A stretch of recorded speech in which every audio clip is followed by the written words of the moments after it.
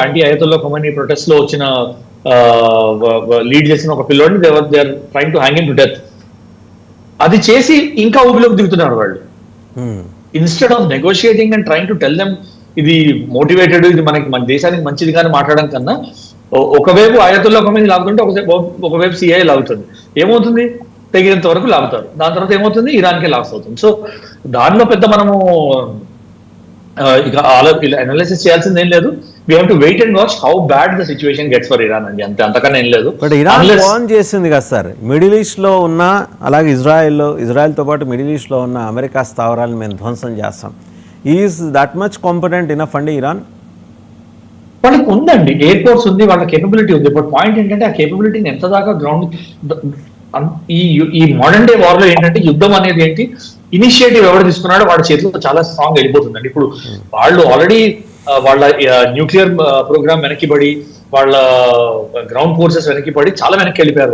వాళ్ళు ఇప్పుడు వెళ్ళి హిట్ చేయాలన్నా కూడా మార్జినల్ డ్యామేజ్ ఇన్ఫ్లిక్ట్ చేయగలుగుతారు. కానీ they already know, USA already knows, వాళ్ళ స్పై డ్రోన్స్ అవన్నీ ఉన్నాయి. They will already know where ఎక్కడి నుంచి టేక్ ఆఫ్ చేస్తారు, ఎవరిని హిట్ చేద్దామని ట్రై చేస్తారు. మార్జినల్ డ్యామేజ్ సడన్లీ చేస్తారు, చేయలేరని లేదు, కేపబిలిటీ లేదని లేదు, వాళ్ళ ఫోర్సెస్ కి ఆ కేపబిలిటీ ఉంది. బట్ పాయింట్ ఏంటంటే ఆల్రెడీ వాళ్ళు అధపాతాలను తొక్కేశారు వాళ్ళని.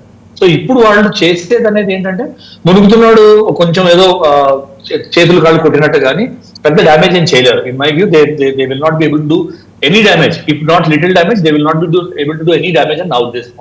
సో ఇవన్నీ ఏంటంటే వాళ్ళు మాట్లాడుకుంటూ ఉంటే వాడికి సపోర్ట్ లో ఉన్న వాళ్ళు డిమోరలైజ్ అవుతారని చెప్పడం తప్ప వాళ్ళు పెద్ద డ్యామేజ్ ఇజ్రాయెల్ కి యుఎస్ఏకి చేయగలుగుతారు మిడిల్ ఈస్ట్ లో అని నాకు పెద్ద నమ్మకం లేదండి. Maybe they will go and attack, they will claim, Pakistan claim చేసినట్టు మేము కొట్టేసాము అని క్లెయిమ్ చేసిన తర్వాత యుద్ధం గెలిచామని సెలబ్రేట్ చేసుకోవడం తప్ప పెద్దంత ఇరాన్ డ్యామేజ్ చేయగలిగిన స్కోప్ లేదు. అది in my view it is very clear. And secondly మీరు మసూద్ అజర్ అన్నారు, అది ఆయన భయపెట్టాలంటే పాపం ఆయన బాధ మాకు అర్థమైందండి. మాకు ఇండియన్ ఆర్మీకి ఎప్పటి నుంచో అర్థమవుతుంది వీళ్ళ బాధ. అందుకే కదా వాళ్ళు పంపించిన వాళ్ళందరినీ తొందరగా అల్ల దగ్గర పంపిస్తుంటాం. మేము వెళ్ళండి, మీరు అక్కడికి వెళ్ళాలనుకుంటారు కదా, వెళ్ళండి పంపిస్తుంటాం. సో పంపించమనండి, 1000 కాకపోతే 1500 పంపించమనండి. We are very capable, we are very well trained, very well motivated, very well entrenched. And మాకు ఆ ఏరియా మీద హోల్డ్ ఉంది. ఎక్కడి నుంచి వస్తారో తెలుసు, ఏం చేస్తారో తెలుసు. అవడంలో మాకు లాసెస్ అవుతాయి, those are operation losses, that is different issue.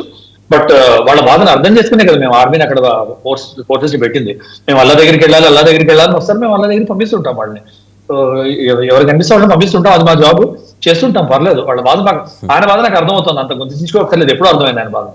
Right, మళ్ళీ మీ దగ్గరికి వస్తాను సార్. పాపారావు గారి దగ్గర. పాపారావు గారు, ఇరాన్ వార్నింగ్ అండ్ ఇంకోటి ఏంటంటే